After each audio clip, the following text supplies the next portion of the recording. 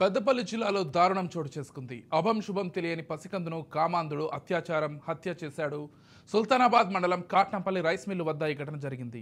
ఆసిఫాబాద్ జిల్లా దాయుగాంకు చెందిన మహేష్ కుటుంబం రైస్ మిల్లులో పనిచేస్తున్నారు. మహేష్ కూతురు చిన్నారి సహస్రను యూపీకి చెందిన బలరాం అనే యువకుడు అత్యాచారం చేసి హత్య చేశాడు. సీసీ కెమెరాలో దృశ్యాలు రికార్డ్ అయ్యాయి. సంఘటనా స్థలానికి చేరుకున్న పోలీసులు కేసు దర్యాప్తు చేస్తున్నారు. ప్రస్తుతం నిందితుడు బలరాం పరారీలో ఉన్నాడు.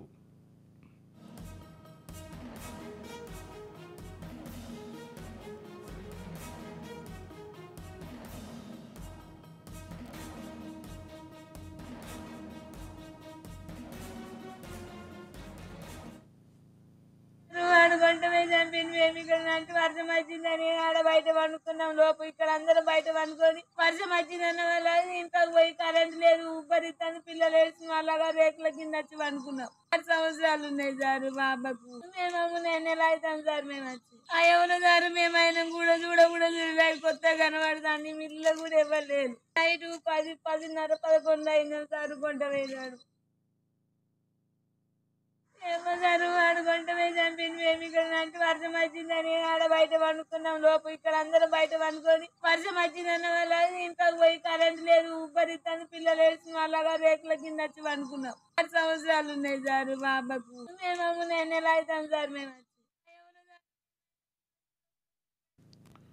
మొత్తంగా ఇదే అంశానికి సంబంధించి మరింత సమాచారం మా ప్రతినిధి ఫన్రాజ్ అందిస్తారు. చెప్పండి ఫన్రాజ్.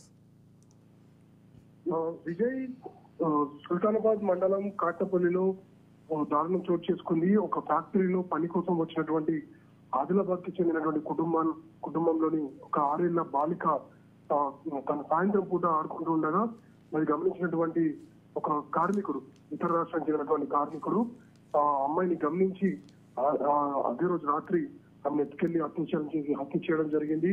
అయితే మా పాప కనిపించకపోవడంతో అందులో చెందినటువంటి తల్లిదండ్రులు ఉదయం లేచి వెతకగా స్థానికుల సాయంతో వారు పోలీసులను అప్రోచ్ అయ్యారు. పోలీసులు వెంటనే దీనికి సంబంధించి సీసీ ఫుటేజ్ లను, సమీప ప్రాంతాల్లోని సీసీ ఫుటేజ్ లను పరిశీలించగా ఈ ఉత్తరప్రదేశ్ కి చెందినటువంటి ఓ కార్మికుడు, బలరాం అనే కార్మికుడు పనిచేస్తున్నట్టుగా తెలుస్తుంది. అతను ఆ పాపను ఎత్తుకెళ్తున్నటువంటి విజువల్స్ కూడా వారు గమనించారు. దీంతో దానికి సంబంధించి ట్రేస్ అవుట్ చేయగా పాప మృతదేహం కూడా లభ్యమైంది.